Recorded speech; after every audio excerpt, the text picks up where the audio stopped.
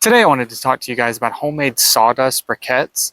The reason that I use these, or that I want to start trying to use these, is we have to wake up a lot in the middle of the night when we're camping in order to restock the stove, keep the fire going, and you end up just waking up really cold. So what I've done is I've actually made my own sawdust briquettes, and I'm going to show you guys how to make them. We're going to test them, see how long they burn, see how hot they burn, and just get an overall quality rating on these things. So let's check it out.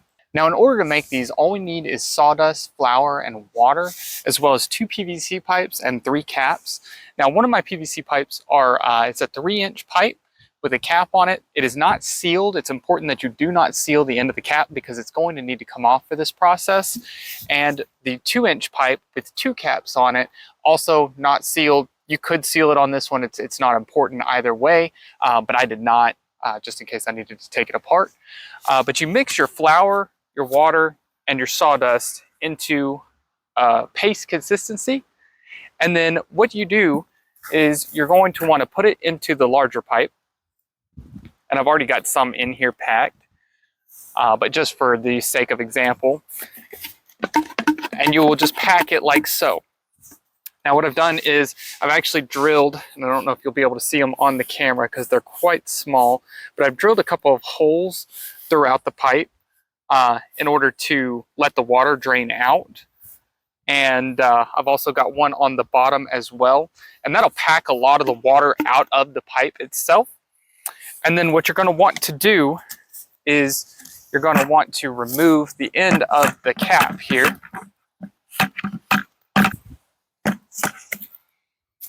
And once you get your cap off, you are going to have like a puck of it on the end there. That's all right. And I still have not perfected this entire process. There are better ways to do this with a proper press, but this was a cheap and easy way to get the job done. And you will just push up like so. And now you have a sawdust log. Now, I've still got to get the consistency down right.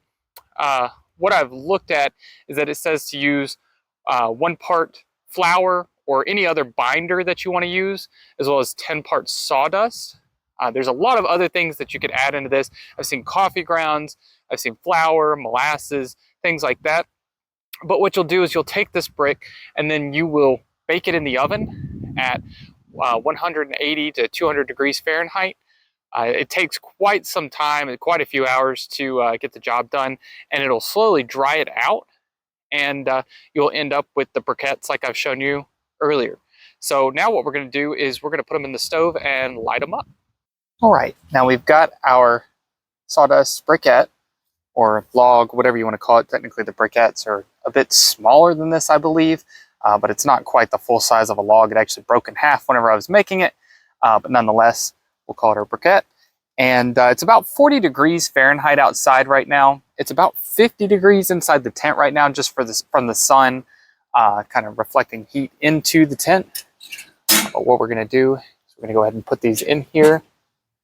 And I've never tested these before. That's a cool thing about this channel. A lot of times you get to see people already having a system down. This is brand new for me. So we're just going to try it and see if it actually works. And the reason I want to do this is because they say that these things last a long time. They burn for a long time, and they give off a good amount of heat too. So I just want to test that theory out. All right, now we've got them lit with the help of some fire starters, I'll be honest with you. We're going to go ahead and shut this thing up and see how well it does, see how well it heats, and how long it lasts.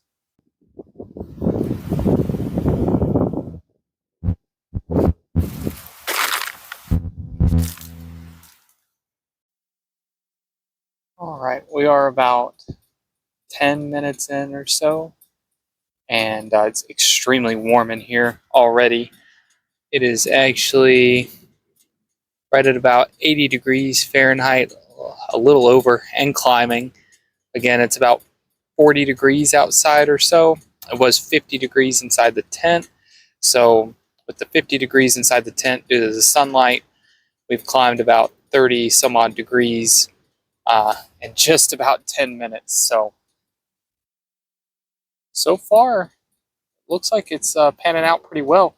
It's got a lot of like puffing going on, like it's inhaling and exhaling air at the same time. It's kind of different than what wood normally does, but we'll see how that goes. All right, guys, it has only been about 5 minutes since I recorded that it was getting pretty warm in here. It is actually now up to 100 degrees in here. It is almost unbearably hot. So I may have put too much into the stove. So I'm probably going to close off a couple of things, try to actually cool it down a little bit in here. 100 degrees is not at all what I was aiming for. I was really hoping to keep it around 70 to 80. But yeah, this is insane. It is extremely hot in here. So I went away for about 3 hours. It has completely burned out. The stove doesn't have much heat to it, and we are back down to a little bit over 50 degrees in the tent. So it looks like these things probably burned out actually about an hour ago. I probably should have checked it a little bit more, a bit sooner than that. But nonetheless, looks like we probably got about a 2-hour burn time out of them. Not as much as I'd hoped for.